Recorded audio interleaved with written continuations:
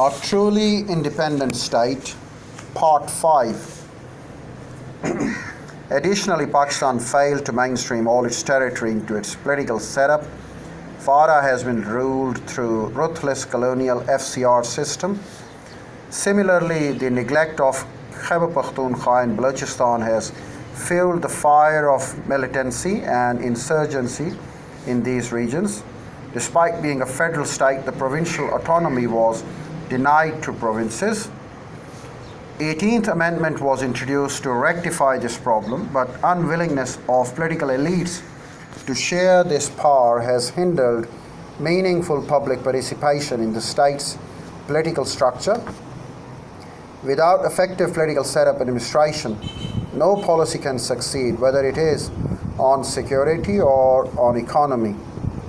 Well, in fact, Farah has become the regular part of Khyber Pakhtunkhwa, and this has all happened with the fruits of 18th Amendment in our Constitution.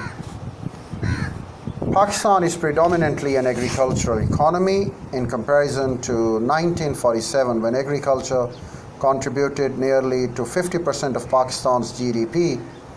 At present, services sector contributes the greatest chunk of GDP, that is 59.59% in financial year 2016-17. Yet Pakistan remains economically backward because the contribution of industrial sector has been only 20.88% of GDP in financial year 2016-17. Industry is the backbone of any country's economy because it converts the raw material into value-added goods. Pakistan's industrial revolution is concentrated among few industrial products. So Pakistan's industrial worth is concentrated among few industrial products, with textile sector comprising about 60% of the total industrial production. This means fewer exports and meager foreign exchange reserves. Public enterprises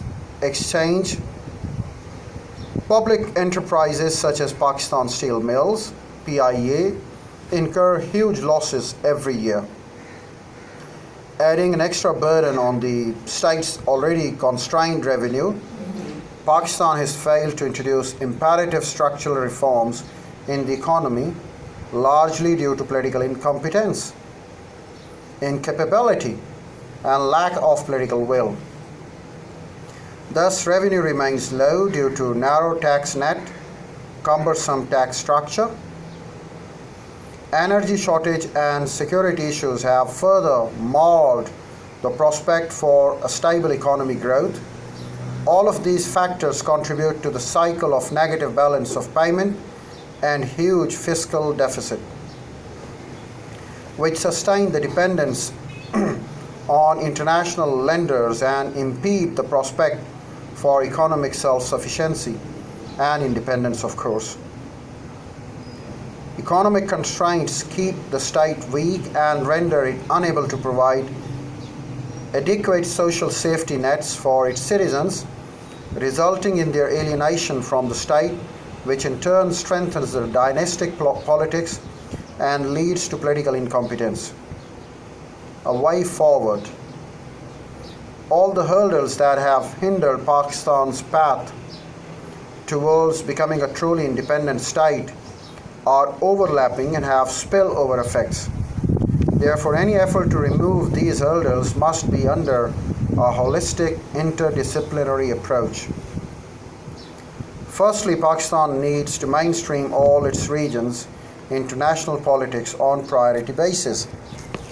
Ability to participate and affect national discourse would help create a sense of belongingness among all citizens. Public participation should also be increased through an effective local self-government structure with sufficient fiscal and administrative powers. It will help remove political as well as internal insecurity impediments. I'll tell you more about the same in my next video.